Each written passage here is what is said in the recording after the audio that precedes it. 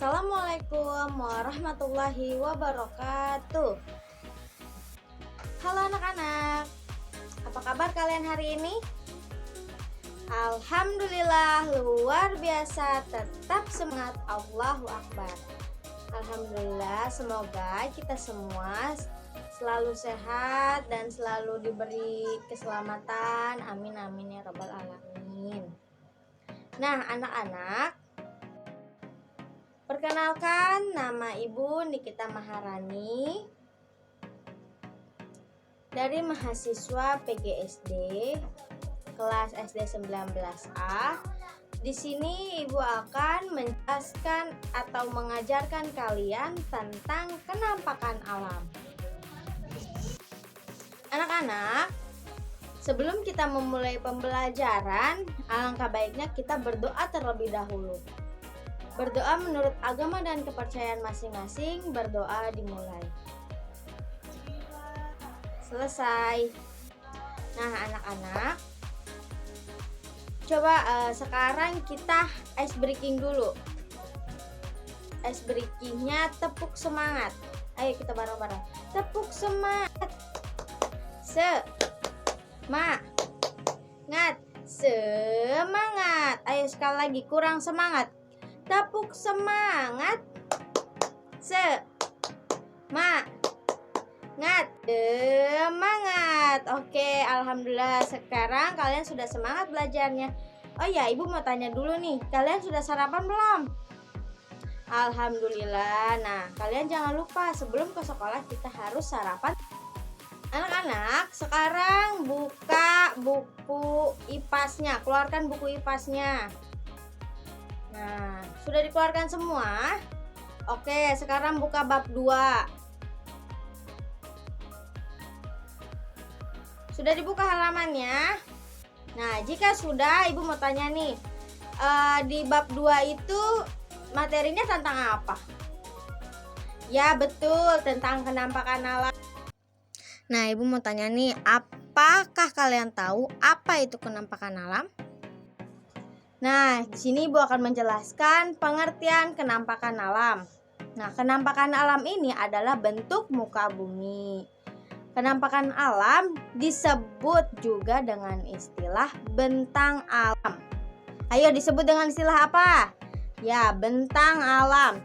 Setiap daerah mempunyai kenampakan alam yang berbeda-beda.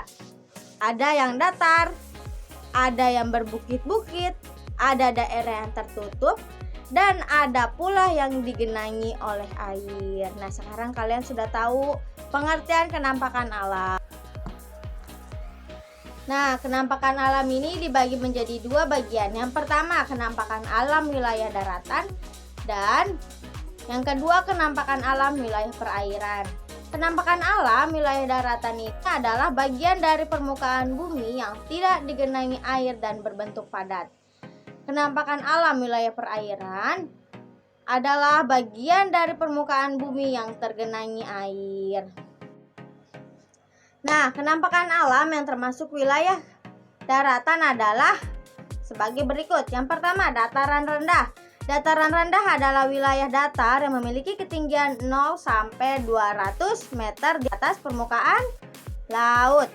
Pada dataran rendah biasanya digambarkan dengan warna hijau. Warna apa? Ya, warna hijau. Dataran rendah ini banyak dimanfaatkan untuk pemukiman yang ada di pertanian. Yang kedua, dataran tinggi. Nah, dataran tinggi ini adalah wilayah daratan yang sangat luas, terletak pada ketinggian di atas 200 meter dari permukaan laut. Nah, contoh dataran tinggi seperti Dieng di Jawa Barat. Yang ketiga, pantai. Nah, pantai wilayah perbatasan antara laut dan daratan. Ya, betul.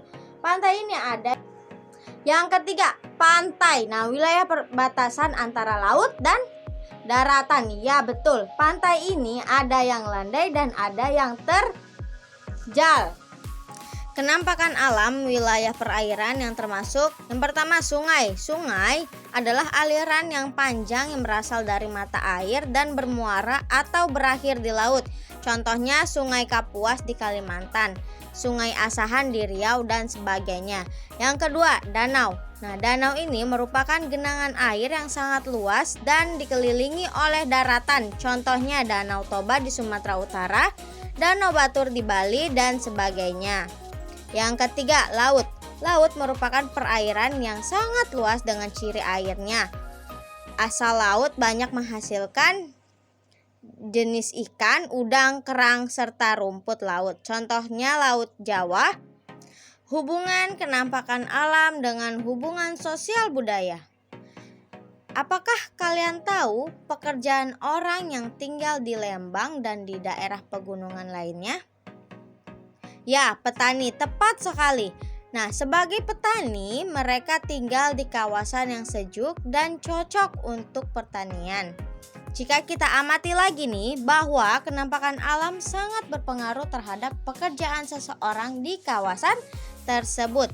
Di daerah pegunungan yang sejuk, banyak petani karena mereka memanfaatkan lahan yang subur untuk perkebunan, ladang, dan lain sebagainya. Peristiwa alam yang mempengaruhi kehidupan sosial. Dari gejala-gejala alam yang ada yang bisa dicegah oleh manusia dan ada juga yang tidak bisa dicegah oleh manusia. Untuk gejala alam yang dapat dicegah oleh manusia yaitu banjir, longsor, kekurangan air bersih, dan lain-lain. Sedangkan yang tidak bisa dicegah oleh manusia adalah gempa bumi, gunung meletus, dan lain sebagainya. Kejadian ini di atas semuanya dapat mempengaruhi keadaan sosial masyarakat. Untuk lebih jelasnya, kita akan mempelajari gejala-gejala alam yang lain. Nah, Ibu mau tanya nih, apakah kalian pernah mengalami bencana banjir dan gempa bumi di daerah rumahmu? Apa kalian pernah merasakan banjir? Di Indonesia hampir setiap tahun terjadi banjir, terutama di Bandung, tepatnya di Bale Endah. Jika terjadi hujan, maka banjir akan segera menghampiri. Banjir terjadi akibat adanya pendangkalan sungai dan masih banyak penyebab banjir yang lainnya. Bencana banjir sangat merusak kehidupan masyarakat. Yang kedua, gempa bumi. Salah satu peristiwa alam yang bisa terjadi sewaktu-waktu adalah gempa bumi. Gempa yang disebabkan aktivitas gunung berapi itu disebut gempa vulkanik. Sedangkan untuk gempa bumi yang disebabkan oleh gesekan dari gesekan lempengan bumi ini disebut gempa tektonik. Yang sering terjadi gempa bumi akibat gesekan lempengan bumi ini terjadi di Sukabumi. Gempa bumi sangat merugikan masyarakat, mulai dari rumah, harta, benda, keluarga, dan lain-lain. Oke, terima kasih atas perhatiannya. Karena sudah melihat video ini sampai habis, kurang lebihnya saya mohon maaf. Nah, jangan lupa ya kalian untuk klik tombol subscribe, klik tombol like, dan klik tombol share. Semoga video ini bisa bermanfaat untuk kalian. Dan dari saya, wabillahi taufiq wal hidayah. Wassalamualaikum warahmatullahi wabarakatuh. Dadah.